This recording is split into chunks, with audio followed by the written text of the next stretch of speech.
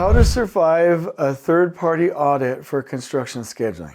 So this is an important topic to me because I hate when third-party people or owners reps or owners or designers beat up contractors and trade partners over the schedule with a toxic system, especially CPM. And so in this video, I'm going to talk to you about what to expect and exactly what things you can do to make sure that you are respected and that you hold the line and you don't put up with any toxic behavior. So if you're into that, let's go.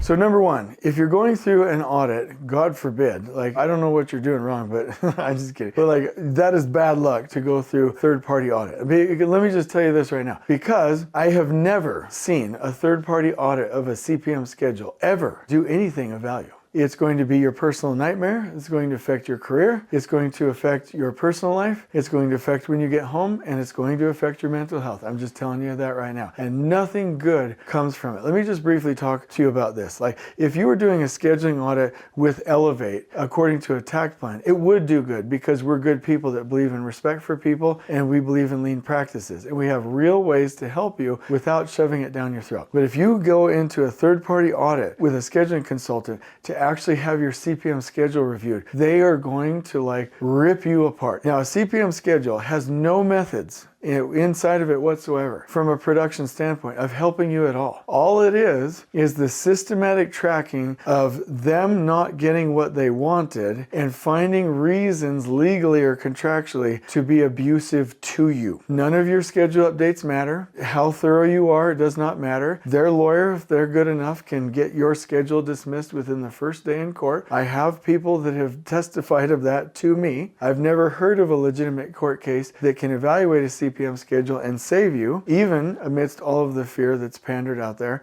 And the only way that they can literally help you, which is not a help, is to yell at you and push you and panic you, which actually makes things worse. So the analogy here is doing a schedule audit, a third-party audit, and going through a review of a CPM schedule is literally like wanting your son Johnny to do well at his baseball game, and when he makes a mistake, coming out in the field and literally yelling at him and berating him in front of everybody, which just makes him shut down. That's what a third-party scheduling audit is all about. And the other thing that I would say is that, people are like, well, we don't want the contractor to abuse the owner. That's why we have these. Tracking a CPM schedule and doing an audit will not help the owner because it's only going to make it worse, because CPM and all of the corrective actions, the fragnets, the time impact analyses, and anything that you can do in CPM to recover a delay will only increase work in progress, and that will put you into a productivity spiral and it will extend your project.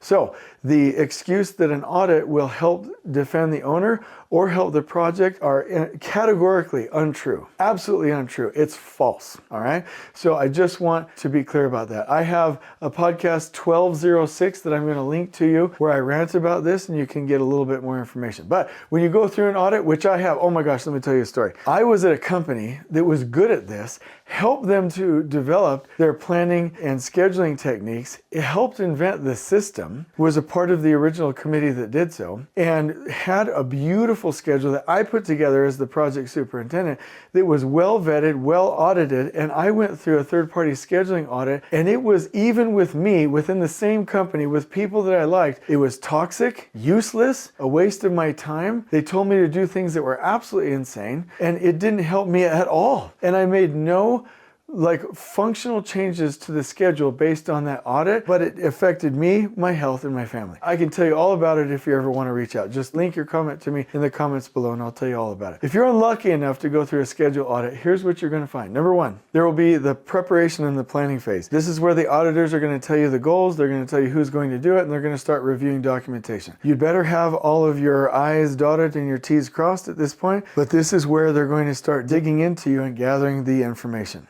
Number two, the schedule analysis phase. This is where they're going to dig into the schedule and they're going to compare your baseline to the actual. And guess what? They're going to notice that it's changed or that it has slipped. And you're going to feel bad about yourself. And guess what? You shouldn't. There is no project anywhere that hasn't slipped, that hasn't had an impact or a delay. Every project does. That's a given. I don't even know why we're tracking it. I don't know why we need to do a schedule analysis to find that out. What we need to be looking at is our path to finish and our overall strategic and tactical plan. So they're going to do a baseline comparison and they're going to shove that down your throat and they're going to ask you questions and they're going to criticize you. But just so you know, baselines it's basically a farce. It's a snake oil. You cannot fix a predictive schedule in pre-construction into the form of a baseline and then keep it the same, because construction changes. And then when construction changes, you literally cannot then compare it to the baseline. Baselines are worthless. This is well documented, but they're going to do it anyway. Second, they're going to do a critical path analysis, but I want you to know that a critical path analysis is completely worthless. The critical path analysis is a myopic view looking at the complete wrong thing. Here's what I'm talking about. When you look, let's take a freeway analogy, and I've done this with you before. A freeway works best if the capacity of the freeway is aligned with the utilization, meaning that the right amount of cars are going on the freeway at the right speed, the right distance apart. That's how you get to work fastest. And if you don't utilize that freeway, meaning it's empty or it's underutilized, that's not really good from a resource standpoint either. But CPM is like packing that freeway full. Let me ask you a question. Do you go faster or slower if the freeway is packed full? Now let me ask you a question. Let's say there's an impact or a roadblock and it's blocked up traffic. CPM says add more cars to the freeway. And then the chain of cars from the start of the cars in between you and getting to work is the critical path. And they will say, push, tailgate, run up on somebody else, honk your horn, try to go as fast as you can, and push, push, push, push. Let me ask you a question. Does that help the freeway? And does that help you to get to work faster? The answer is no. A critical path is like understanding that the chain of cars is the critical path and then pushing that critical path. That's not what makes projects go well. What makes projects go well is that the right amount of cars are coming onto the freeway and that they're keeping the right distance between each other, going in even speed without roadblocks. So if you want a good freeway, clear the traffic jams, clear the accidents, and regulate how well people are coming onto the freeway. And if we ever really want to do this well, we will have AI-driven autonomous vehicles that keep a good distance between the vehicles, going the right speeds. That is when your freeway will flow. So it is not about a critical path. It is about your buffers, it is about the speed that you're going, and it is about how much work in progress you have, and it is about clearing constraints and roadblocks out of the way, not pushing up against them, okay? So they will do a critical path analysis and it will mean nothing, and they will use it to show that any delays you've had anywhere else are not valid and that they do not have to extend the schedule or pay you more money, which is immoral and unethical. The other thing is they will do a logic review, which doesn't bother me inherently, but the way they do the logic review is they make you tie things to other things that don't make sense, and they also make you have a single critical path. They won't recognize, like the interiors, a sequence being tied to the front and the back of an interior sequence to where it's all in the critical path. They'll force you into one solid line. So they will actually force you to dissolve the right logic and to add false logic, which will corrupt your schedule. Number 3, they will do interviews, and they will basically ask the stakeholders about different scheduling aspects of the project. Number 4, they will evaluate your scheduling practices, and I do want you to know that you will be criticized for this, and you will be found in the wrong by doing builder things because they're going to force you into antiquated practices. Number 5, they will give you their findings and their recommendations, and most of them, if you actually implement them, will turn your schedule into something that is not usable, that's not real, that is not crew-tied, and is not feasible for you to complete your project. Number 6, they will have a presentation and discussion, and if you push back, they will yell at you. You're probably better off just saying, I understand, I understand, I understand, and getting through it, and then deciding with the right people in the room what you're going to do about it, because this is not a safe place.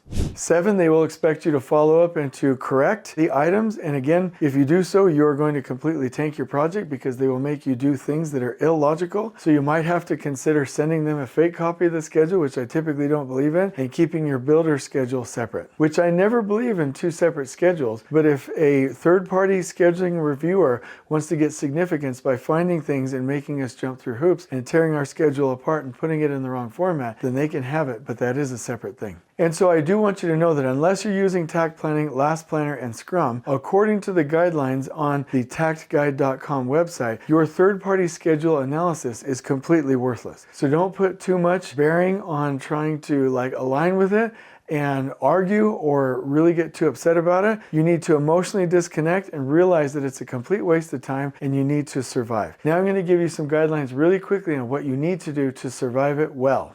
Number 1, make sure you're building your project with tact. Do not deviate from that. Number 2, follow any contract requirements to a T so that you are above reproach. 3, do not allow the third-party scheduler or the owner's rep or the owner to treat you disrespectfully. If they start to do so, you can say, hey, if you continue to behave this way, I will not participate in this meeting. Number 4, hold to the rules of flow, which means that you never let them push workers. You never let them add non-necessary labor to the project. You never let them bring out all materials at once. And you never let them increase work in progress above the capacity of your resources. And what I'm going to do, what I'm going to leave you with at the end here is if you're going to do any updates to your tact plan, to your production plan, or to your CPM schedule, which might be formatted with tact principles, you must follow the rules of always maintaining diagonal trade flow, not dissolving logic, not shortening durations arbitrarily, not trade stacking or trade burdening, always work in one-piece flow, always pre-kit work and prepare work as your priority, always use buffers in your system, always have workable backlog to fall back on to help you recover delays, never fix your plan in a static format, and always analyze the path of critical flow, not the critical path. And the path of critical flow includes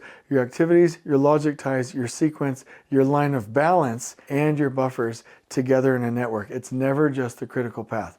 And so if you want help, if you're going through one of these toxic environments, call us, call me. I'll put my contact information in the description below. Reach out to me, put a comment in this channel, but you do not deserve to be abused. It's an incredible waste of time. You will suffer from it if you don't detach emotionally, and you cannot make decisions and change your schedule outside of the rules that I just gave you. So I'm going to, in the description below, give you this Canva graphic. This is a blog post and as much information as we possibly can for how to survive this third-party audit. But I hope you do well. Reach out to us if you need help. And all I can say is good luck, because this is a horrific experience, but we're with you and we're rooting for you. So I hope you've enjoyed this video. On we go.